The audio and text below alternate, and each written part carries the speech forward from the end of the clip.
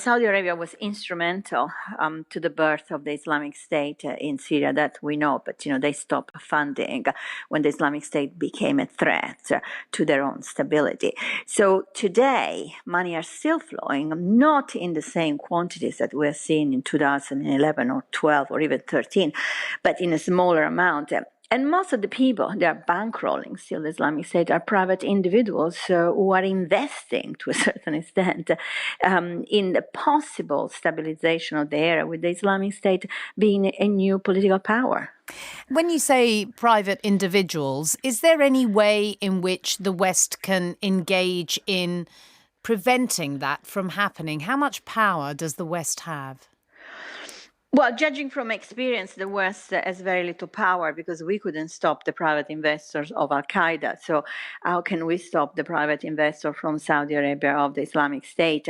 The banking system is completely different from our banking system. You can go to a bank and withdraw $500,000 in cash, put in a suitcase, drive across the border, and basically deliver the money to whoever you want, either in Syria or Iraq. So, and your understanding is that that's the kind of thing that is taking place? Yes, I mean, the money are not moving through the banking system, not even through the Islamic banking system. The money are moving in cash, and that has been, I would say, since 2006, 2007. Even the bankrolling of al-Zarqawi during the civil war in Iraq took place in this way, with cash, absolutely not through banking transactions. So when you say that the Saudi state was bankrolling Islamic State until they became a threat, in what way, if at all, has the bankrolling shifted to non-Islamic State groups, other militant jihadist movements? Well, the bankrolling took place within the context of the war by proxy. So the Saudis were bankrolling anybody that was willing to fight against the regime of Assad. I mean, today, of course, they're bankrolling whoever is willing to fight against the Islamic State and the regime of Assad. So we're talking about al-Nusra, we're talking about, all the plethora of jihadist groups. And when you say al-Nusra, it is part of Al-Qaeda. It's a group that's come out of Al-Qaeda. Yes, of course. I mean, al-Nusra is part of Al-Qaeda, but now it's inside a sort of coalition of various jihadist groups. It's very difficult to establish exactly who they are because, they shift continuously.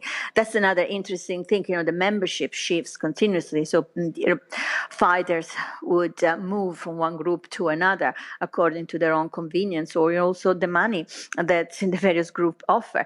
And, we are, to a certain extent, also part of this war by proxy. I'm talking about the West because, we are actually bombing the enemy of this organization. Clearly, for a lot of people, it's an issue of just being able to stop the funding. Robert Hunter talks about that being the way in which you can counter Islamic State beyond fighting them militarily. So is there a political will? Absolutely not. I mean, we can't stop the Islamic State by cutting these kind of funds because these funds are irrelevant. Now, this is an organization which controls a territory with 8 million people. It's levying taxation on every single activity, controls strategic resources from oil to water to agricultural products. We can't stop that. I mean, not with these kind of policies anyway.